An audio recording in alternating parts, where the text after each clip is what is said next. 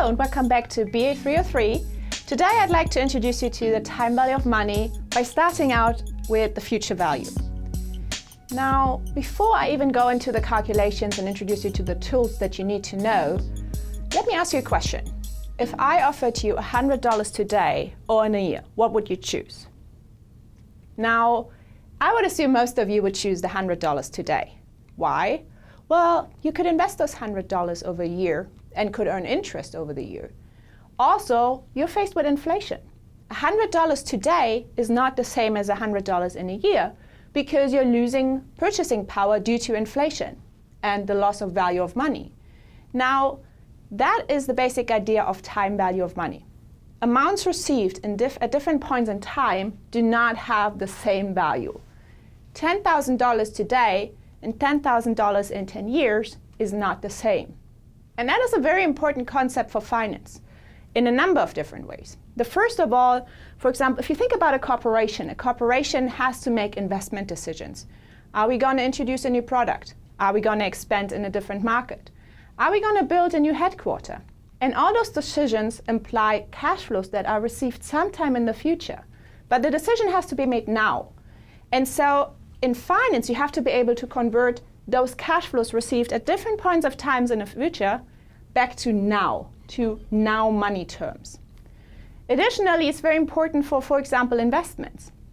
If you're an investor in, let's say, real estate, the stock market, the bond market, you need to be able to value those assets and get an idea of, well, how much am I willing to pay for this house, this shopping center, this stock, this bond?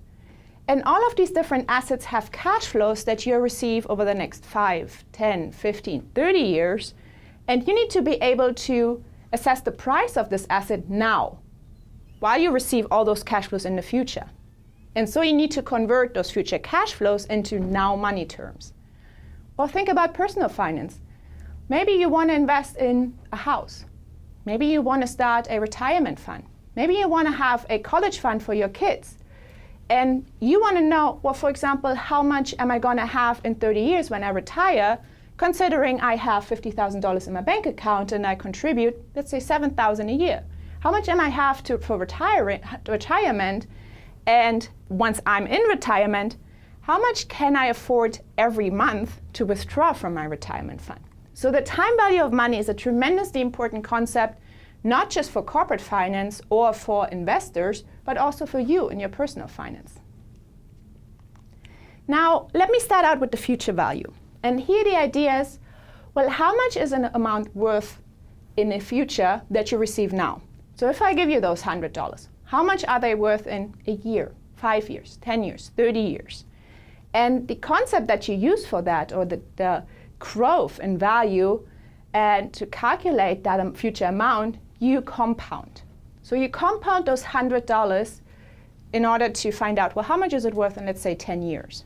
And again, examples of compounding and calculating a future value is, for example, if you want to determine, well, if I put $200 a month aside in my retirement fund, how much am I going to have in 30 years when I retire? Or I want to start a college fund for my kids. How much do I need to put aside each month for my college fund to be, let's say, $100,000, have an amount of $100,000? Or you want to know, well, if I put money aside into a savings account, how much will I have in 7 years when I, for example, want to make that down payment for my house, or when I want to buy that car, or go on a trip around the world? So now let's assume you deposit $100 into a bank account. What is that $100 worth in a year's time? Now, assuming that you get an interest rate of 5%, which considering the current interest rate environment is really generous, you will have $105. You will earn interest of $5 on those $100. So in a year's time, those $100 will be worth $105.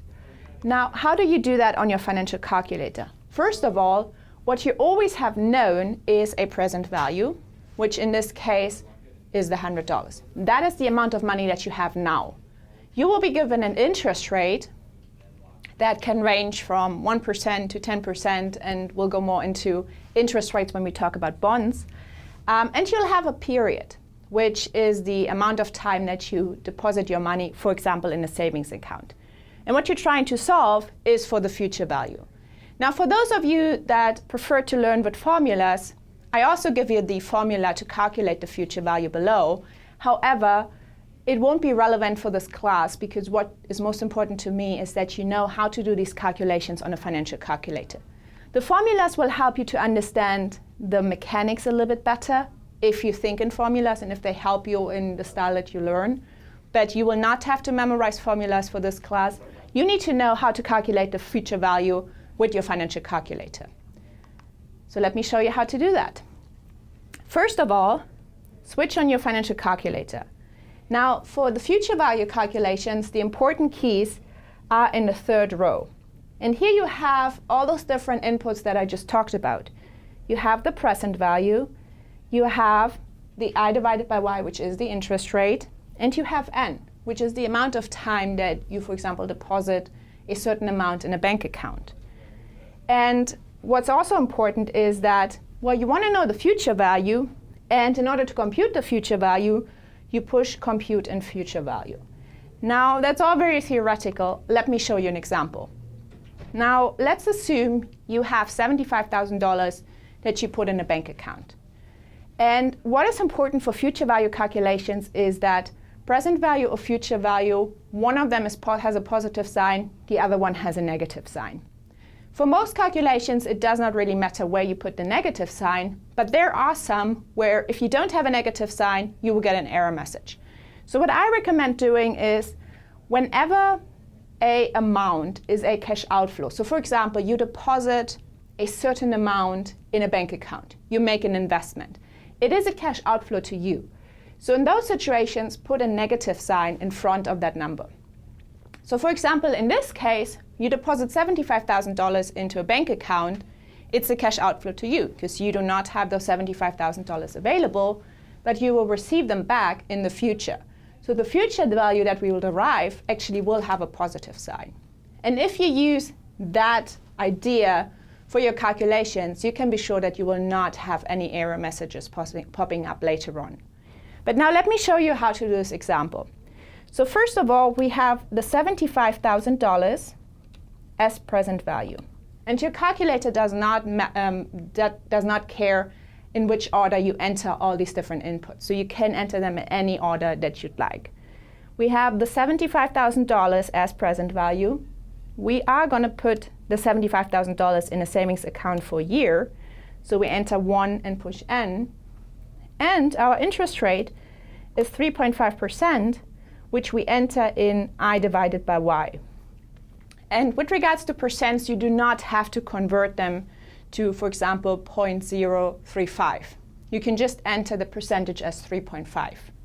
Now, we have entered the present value and the interest rate. And now we just push compute and future value. So the $75,000 that you deposit into a bank account now will be worth $77,625 in a year's time. Now you may say, well, that's easy because it's just a year and I could have done that in my head.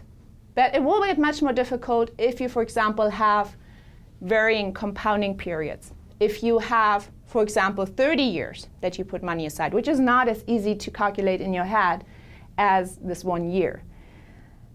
All right, so now it's your turn. Now let's assume you invest $5,000 into some sort of investment. You deposit it in that or invest it for a year, and you get an interest of 7%.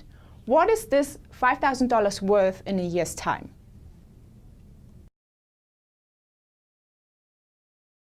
So what are $5,000 worth in a year if invested at 7%? Well, those $5,000 will have grown to $5,350 in a year's time. Now, what is important when you use your financial calculator is that after every calculation, you erase the memory. And you do that by pushing second and future value. Now, the calculator has cleared all your previous entries, which, if you don't do that, may cause problems in future calculation because the calculator still remembers some of the input, and you may get wrong results. So that is something very important to remember. Now, of course, what's more realistic is that you don't just deposit an amount for a year. Often you keep it in a bank account for 3 years, 5 years, 10 years, 30 years. And so what would the implication be of investing an amount for more than 1 year? Well, the same idea as before.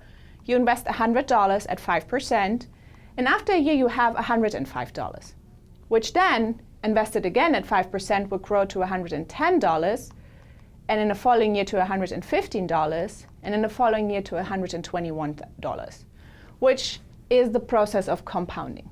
Compounding is a process where you receive interest on your interest.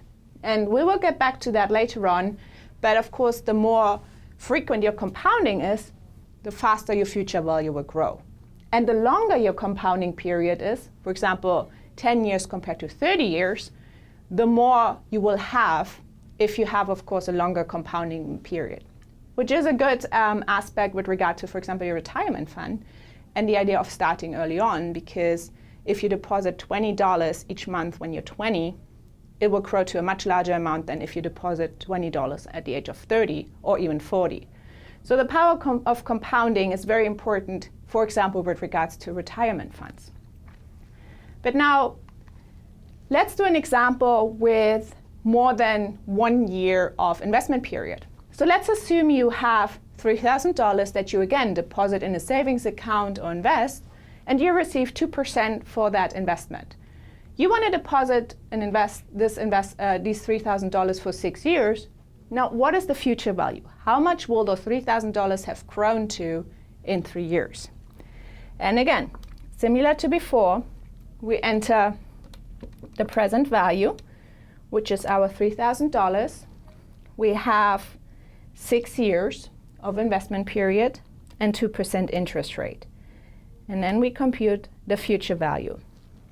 And those $3,000 over the course of 6 years invested at 2% will grow to $3,378.49.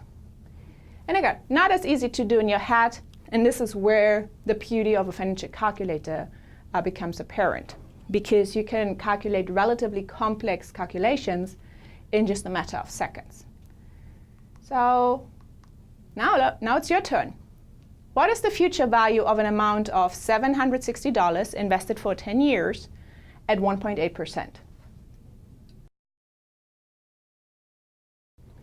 So if you invest $760 for 10 years at 1.8%, that amount will have grown to $908.43.